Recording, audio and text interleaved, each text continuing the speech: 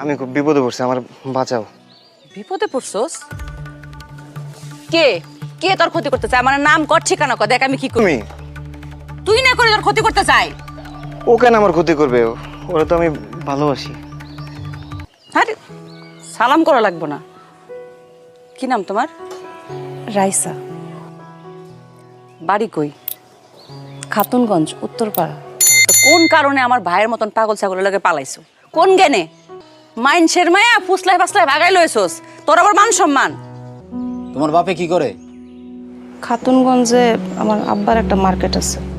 এই খাতুনগঞ্জে রহমান তালুকদার ছিল? জি চিনি। রহমান তালুকদারই আমার আব্বা। রহমান তালুকদারই আমার আব্বা। আরে তুমি বুঝতেছো না আমি ভয় পাইতেছি কেন? তুমি তোমার ভাইরে বলো ওই মায়ের হলো এখনই বাড়ি থেকে বাড়িতে, আমার বাড়ি থেকে। মাইয়ার বাপ রহমান তালুকদারের মাথা গরম হইয়া অ্যাটম বোম হয়ে গেছে, যে কোনো সময় যে কোনো জায়গায় ফেলায়।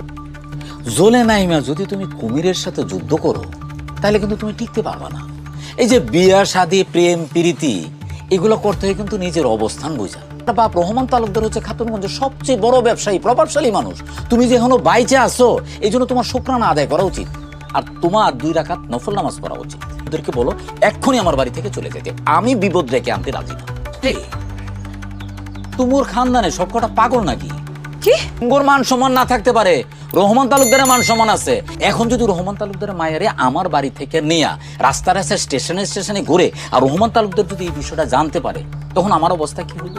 ঠিক আছে যাইবা, রাতের বেলা যাবা, দিনে না।